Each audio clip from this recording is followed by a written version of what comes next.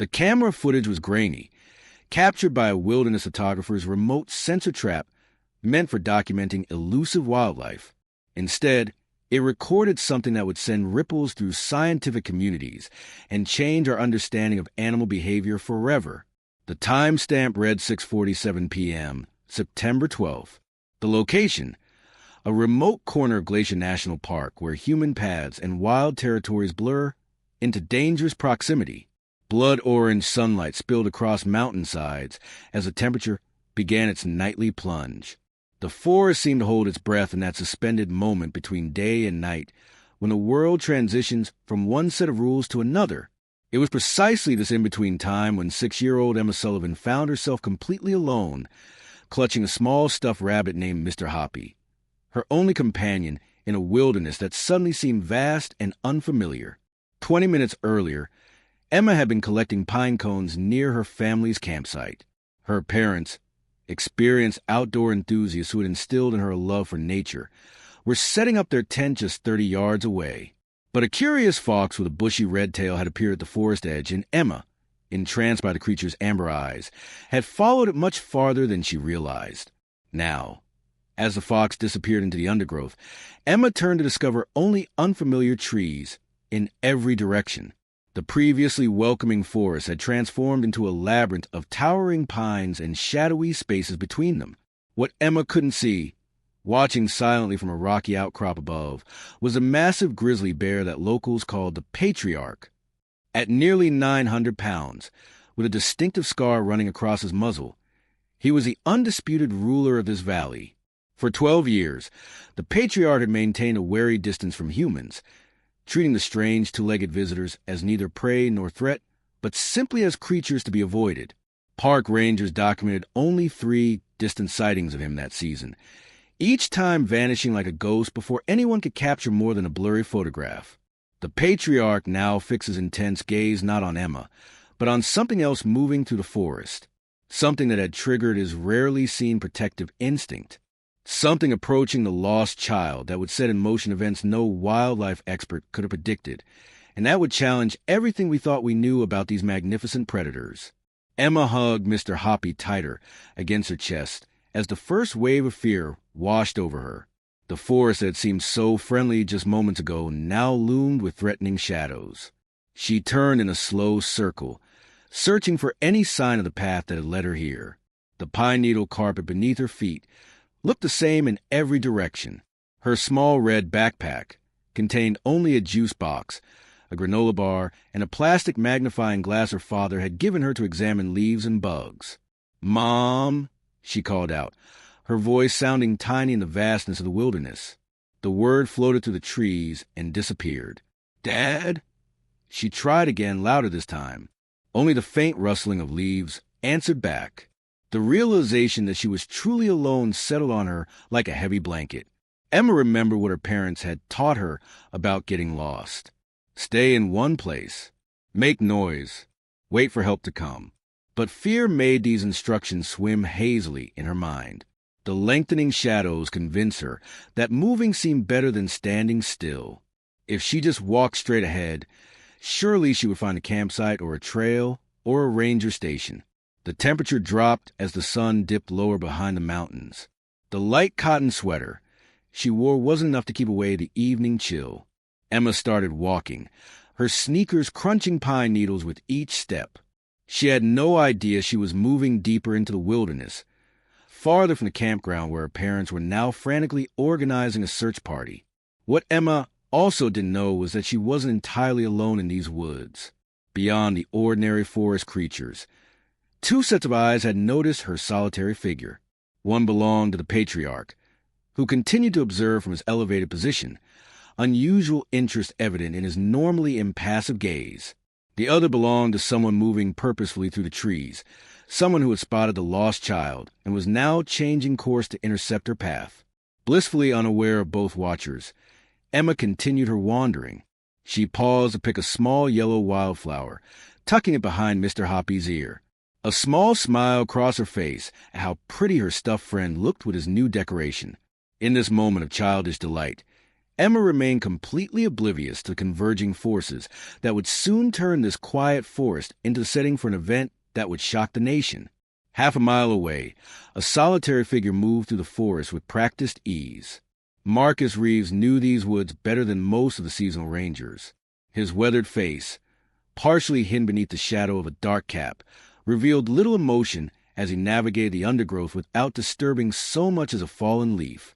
His boots, worn but expertly maintained, carried him silently over terrain that would challenge even experienced hikers.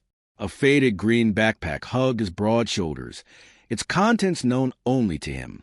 Marcus had not planned to venture this deep into the restricted area of the park today. His usual route took him along the periphery, where he documented animal tracks and occasionally repaired his hidden wildlife cameras. But the sound of a helicopter earlier that afternoon had altered his course.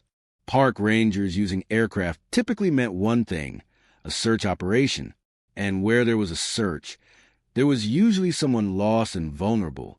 The fading daylight caught a flash of yellow through the trees. Marcus paused, his experienced eyes focusing on the small figure moving uncertainly through a clearing ahead. A child, alone. His weathered hand instinctively reached for the binoculars hanging at his chest. Through the powerful lenses, he could see her clearly now. A young girl clutching a stuffed animal, her face displaying a mixture of confusion and growing fear. Marcus checked his GPS device. The nearest ranger station was 4 miles away. The temperature would drop at least 20 degrees in the next hour as night settled fully over the mountains. A child her size, dressed as she was, would not survive the night without shelter and warmth. His decision was made in an instant. He adjusted his course, moving laterally through the trees to intercept the girl's wandering path. His pace quickened but remained deliberate, careful not to startle wildlife or create noise that might frighten the child. As he drew closer, he removed his cap, attempting to make his appearance less intimidating. The girl hadn't noticed him yet, focused as she was on placing a flower behind her stuffed rabbit's ear. Marcus stepped over a fallen log, now only 100 yards from the lost child. He reached into his pocket, retrieving a small silver whistle that might help attract her attention without terrifying her. What Marcus didn't know was that his approach had already been noticed, not by the girl, but by the massive predator watching intently from a ridge above them both. The patriarch remained motionless atop his rocky vantage point, his massive form blending seamlessly with the landscape despite his impressive size. Years of evolution had perfected the art of stillness in these apex predators. Only his eyes moved, tracking both the small human cub and now this new figure entering his awareness. The bear's nostrils flared slightly, drawing in complex scents that told him stories no human could read. The wind carried the distinct smell of the child, a mixture of sweet food, artificial scents from her clothing, and the natural human odor that bears typically avoided. But it was the scent of the approaching man that caused a subtle change in the patriarch's posture. His muscles tensed almost imperceptibly beneath his thick fur. Unlike the familiar smell of the park rangers with their standard-issue gear and predictable movements, this human carried different odors. The bear detected traces of gunpowder, metal, and something else, a scent the patriarch had encountered only once before, years ago. We had discovered a deer carcass stripped of its valuable parts and left to rot. The bear's mind processed information differently than a human's, relying on instinct honed through generations and personal experience gathered over his 12 years in these mountains. He recognized patterns. The child moved like a lost cub, wandering without purpose or protection. The man moved with intention, the way predators do when stalking prey. Though the patriarch had no concept of human morality or criminal intent, his assessment was nevertheless accurate on a primal level. The approaching human represented a threat to the vulnerable cub. The bear watched as the man paused, removed something from his head, and continued his approach toward the girl. In the fading light, the child remained oblivious to both watchers. The patriarch's ears twitched forward at a sound. The man was producing something small and metallic from his pocket. The bear had encountered similar objects before, usually followed by sharp, painful noises that sent even the bravest wildlife fleeing. Something unusual stirred within the massive bear. While grizzlies were known to fiercely protect their own cubs, they typically showed no interest in the welfare of other species' young. Yet the patriarch had exhibited occasional behaviors that puzzled wildlife biologists who studied him from afar. 3 seasons ago, he had been observed seemingly herding a lost fawn back toward a meadow where its mother waited. Last autumn, trail cameras had captured him moving a fallen tree limb that blocked the entrance to a fox den after heavy rains. Now, as shadows lengthened across the forest floor, the patriarch made a decision that defied typical grizzly behavior. He shifted his weight forward, powerful muscles coiling beneath his 900 pounds of fur, bone, and sinew.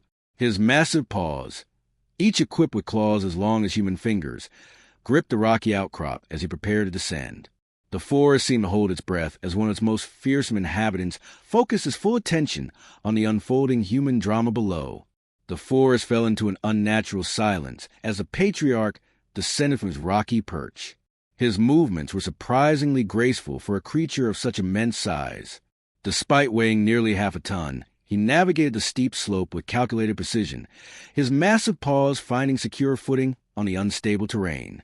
Not a single dislodged stone announced his approach. The bear's ability to move silently when needed was a skill that served him well through seasons of hunting and survival. Marcus had closed the distance to Emma. Now only 50 yards separated them. The man reached his hand toward his belt, fingers brushing past the whistle to touch something else secured there. His eyes darted quickly around the clearing, confirming they were alone before he quickened his pace toward the child. Emma, still unaware of his approach, had sat down on a fallen log, her small shoulders slumped into feet as tears began to form in her eyes. The patriarch emerged from the tree line exactly halfway between them. Instead of charging toward either human, the enormous grizzly did something utterly baffling. He simply stood to his full height on his hind legs, rising like a furry mountain to nearly 9 feet tall. His scarred muzzle pointed skyward, and released a thunderous roar that seemed to shake the very air. The sound rolled through the forest like physical force, causing birds to explode from treetops hundreds of yards away. Emma screamed and fell backward off the log, clutching Mr. Hoppy in terror. Marcus froze mid-step, his hand now clearly gripping the handle of a concealed hunting knife. What happened next defied everything known about grizzly behavior. The patriarch dropped back to all fours and, instead of approaching either human, began methodically destroying the ground between them, his enormous paws toward the earth, uprooting small plants and casting dirt and pine needles into the air. He moved in a deliberate line, creating a distinct barrier of disturbed earth between Marcus and Emma. When the man took a cautious step to circle around this strange obstacle, the patriarch immediately repositioned himself, maintaining his place directly between the man and the child. There was nothing random about the bear's actions. He was clearly and purposefully keeping himself as a physical barrier between the two humans. Marcus raised his hand slowly, the knife still visible in his right grip, and took a single step backward. The patriarch stopped his earth-tearing display, but remained vigilantly positioned, his small eyes fixed intently on the man. When Marcus took another step back, the bear made no move to follow or attack. What happened in the next moments would later be scrutinized by wildlife experts and behavioral scientists across the globe. The patriarch turned his massive head toward Emma, who had scrambled backward until she pressed against a tree trunk, frozen in terror. The enormous bear made a sound unlike his previous roar, low, rumbling vocalization that almost resembled a groan. Then, incredibly, he used his snout to gently push a broken branch toward her, nudging it repeatedly in the direction away from both himself and the man. Emma remained paralyzed with fear, unable to comprehend what was happening. The patriarch repeated the branch-pushing motion, more insistently this time, always in the same direction that, unknown to Emma, would lead her back toward the main trail and the ranger station 2 miles away. Marcus began slowly retreating, his plans clearly disrupted by the bear's unexpected intervention. The knife disappeared back into its hiding place as he backed away, maintaining eye contact with the patriarch. The massive bear tracked every movement, adjusting his position whenever the man attempted to change his angle of retreat. A sharp crack echoed through the trees as Marcus accidentally stepped on a brittle branch. The sudden noise triggered an immediate response from the patriarch. The bear slammed his paws into the ground and released another thunderous roar, this one clearly directed at the retreating man.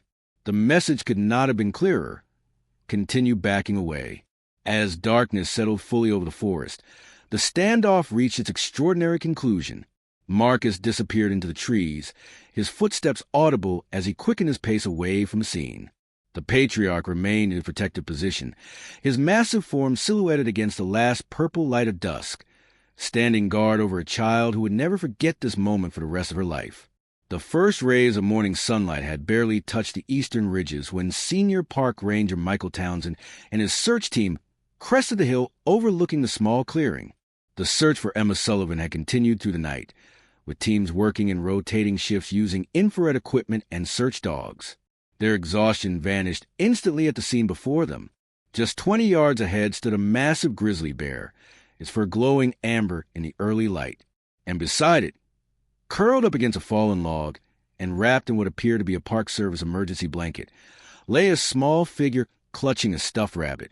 The bear's head swiveled toward the search party, acknowledgement in its gaze, before it turned and lumbered unhurriedly into the forest. Lisa Chun, a wildlife biologist accompanying the search team, gripped Townsend's arms so tightly it left marks. Her voice barely above a whisper, she uttered words that would later be repeated in scientific journals and news broadcast nationwide. That's not possible. What we just saw is not possible. The 4 other members of the search party remained frozen, their training momentarily forgotten as they struggled to process what they had witnessed. Jason Meeks, a volunteer firefighter who had joined the search, dropped to his knees, his hand reaching for his phone. "I got it," he stammered. "I recorded the whole thing." The video, though shot from a distance, clearly showed the patriarch standing vigil beside the sleeping child. More incredibly, the thermal imaging attachment on Meek's phone revealed that the bear had positioned himself to block the wind, creating a pocket of warmer air where Emma slept. The emergency blanket, standard issue for all park rangers, raised even more questions. As dawn broke fully over the mountains, 3 other search teams converged on location, responding to Townsend's radio call. Their reactions mirrored the first group's disbelief. 20-year veterans of wilderness rescue stood speechless. A local hunting guide crossed himself reflexively. Emma, now awake and remarkably calm, told her rescuers about the big bear that scared away the bad man and showed them how the bear had pushed branches to guide her back toward the trail before she became too tired to continue. By noon, Meek's video had been shared with news outlets. By evening, it had been viewed 17 million times. The hashtag guarding Grizzly started trending across social media platforms. Wildlife experts appeared on news programs, offering theories that range from territorial behavior misinterpreted as protection to speculation about the bear having lost cubs of his own. Park headquarters became overwhelmed with calls from journalists, wildlife advocates, and curious members of the public. Satellite trucks lined the entrance road to Glacier National Park. Everyone wanted to know more about the grizzly bear that had apparently protected a lost child tonight and then surrendered her safely to rescuers. As Emma reunited with her parents at the ranger station, surrounded by medical personnel and park officials, the debate about what had truly happened in those woods was just beginning. The search teams that witnessed the morning encounter found themselves caught between their scientific training and what their eyes had clearly seen an apex predator acting with what could only be described as deliberate compassion. 3 days after Emma's rescue, park rangers made a disturbing discovery. While examining footage from remote wildlife cameras in the search for more evidence of the patriarch's unusual behavior, they found images of a man matching Emma's description of the bad man. The timestamp placed him in the area just before the bear's intervention. Further investigation revealed a hidden campsite 2 miles from where Emma had been found, containing equipment no legitimate hiker would possess. FBI agents, called in due to the jurisdiction of national parklands, identified the man as Marcus Reeves, a fugitive wanted in connection with 2 child abductions in neighboring states. His fingerprints were recovered from items at the campsite, confirming his identity. A map found among his possessions showed routes through the wilderness that would bypass all ranger checkpoints and security cameras. Most chilling was a collection of small personal items that investigators determined had belonged to his previous victims.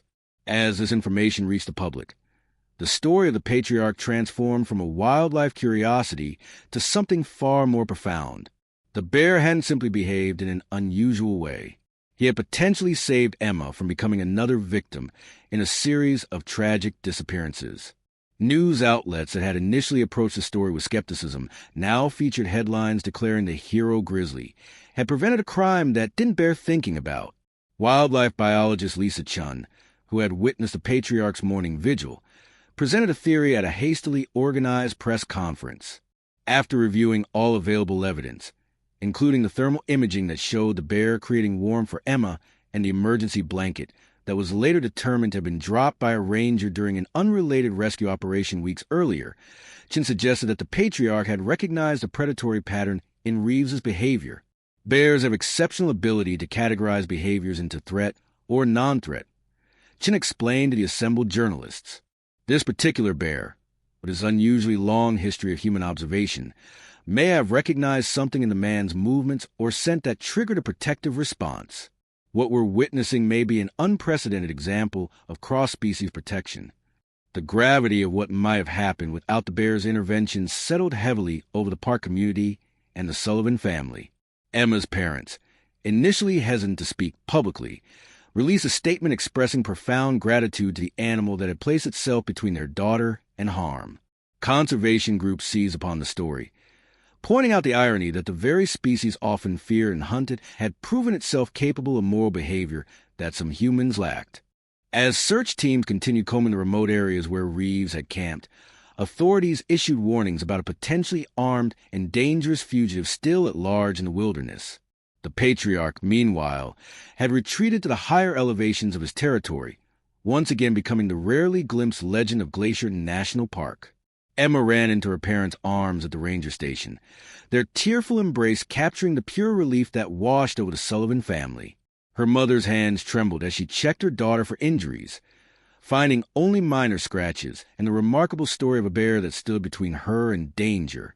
Emma's father, a wildlife photographer whose respect for nature had always been profound, found himself overwhelmed by a new dimension of gratitude toward the creatures he had spent his career documenting. The bear pushed the branches like this, Emma demonstrated to the assembled park officials, her innocence untouched by the horror of what might have been. He wanted me to go this way, away from the bad man. Governor Larson declared a temporary suspension of grizzly hunting permits in the regions surrounding Glacier National Park, citing the need to reevaluate our relationship with these intelligent creatures.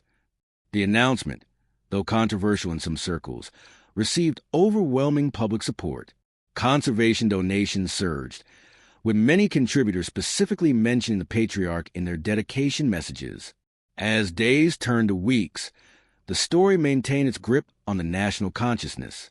Wildlife experts who had spent careers warning people about the dangers of bear encounters found themselves in the unfamiliar position of discussing bear intelligence and emotional capacity. The scientific community, initially skeptical, began organizing research initiatives focused on advanced cognitive abilities in large predators. For the Sullivan family, the experience transformed their perspective forever. They established the Guardian Grizzly Foundation, dedicated to protecting bear habitats and educating the public about these complex creatures. Emma, too young to fully understand the significance of her experience, nevertheless showed a remarkable absence of fear toward wildlife. Her drawings of My Bear Friend became symbols of the Foundation's work. Marcus Reeves was eventually apprehended trying to cross the Canadian border, bringing closure to multiple unsolved cases and confirming the sinister intentions he had harbored that evening in the forest. The patriarch, meanwhile, continued his solitary existence in the high country, occasionally glimpsed by hikers who now viewed his massive silhouette with wonder rather than fear. Perhaps the most profound impact came in how people spoke about wildlife conservation. No longer was it framed solely as protecting animals for human benefit or abstract ecological reasons. A new understanding emerged that these creatures with whom we share the planet might possess qualities we had previously considered uniquely human: judgment, compassion, and the capacity to protect the vulnerable, even across species boundaries. The story of the grizzly bear that saw a man approaching a little girl reminds us that the natural world still holds mysteries beyond our understanding. It challenges us to approach wildlife with humility and to recognize that in protecting these magnificent creatures, we may be preserving something far more valuable than we ever realized. If this extraordinary tale of unlikely protection touched your heart, make sure to subscribe to our channel for more amazing wildlife stories that will change how you see the natural world. Hit that notification bell to never miss another incredible account of animal intelligence and the remarkable connections between species that share our planet. Your subscription helps us continue bringing these important stories to light.